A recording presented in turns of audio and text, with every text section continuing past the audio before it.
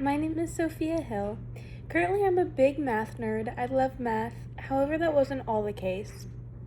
For this assignment for our Math Identity Part 1, we're giving a background on our experiments and experiences we had from birth through third grade with math and learning math. However, I do not have much of a gauge on my memory until about 5th grade, and so I'm going to be doing my math identity story from birth through 5th grade. The first memory I have of ever really trying to do math was in 2nd or 3rd grade.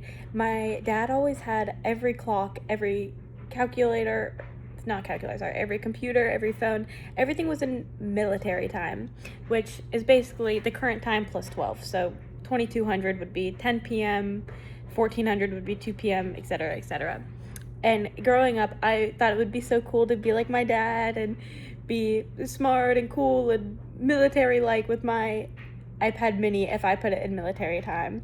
And so this required my brain to do a lot of, anytime I wanted to see the time, add or subtract 12 instead of just asking my dad, what's the time? They did a very big job on making us figure it out ourselves with the military time. Another memory I have that I can remember is 4th grade. In 4th grade, I was in the gifted program and we started, I believe it was 4th grade, but long division was one of the first things we ever did that really clicked, that I felt the big oh man, I know how to do this. And I remember the little parentheses with the long overhang. I used to love doing that, and that was the first time I really enjoyed math. I would go home and ask my mom to give me example problems for fun when I wasn't allowed my screen time or was done with homework.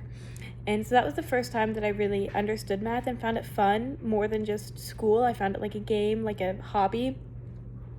And then moving into 5th grade, this is where things take a little bit of an interesting change.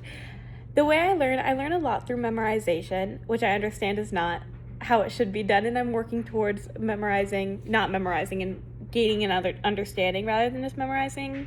However, because my brain can memorize dates and times and numbers and things like that so easily, the 12 by 12 tables were so easy for me. All the, oh my goodness, I can't remember the name, but your basic math multiplication tables. That was always so easy for me because I could remember it instantly, basically. I could look at it twice and have the whole thing pretty much memorized, even at a young age. And in 5th grade, we were assigned reflex math.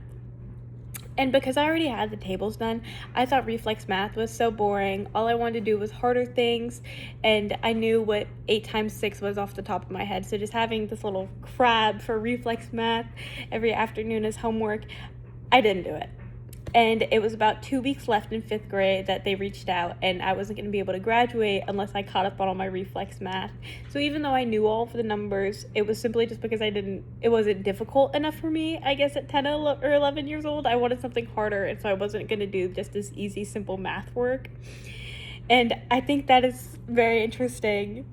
Another memory I can remember is growing up. My dad was a single dad, my mom was a single mom, my parents were divorced, and one way my dad would keep me and my twin brother busy is he would give us a $5 bill to go to CVS, and Lucas and I, my twin, we would want to get candies or snacks or anything, just food, anything what a kid wants. And so we would have to split the $5 and be like, oh, you get $2.50 and I get $2.50, and try to do our math, add it all up in our heads. And there would be a couple days where we'd be a couple cents over, and the CVS worker would give us the extra 5 or 2 cents so we could get our treats and everything.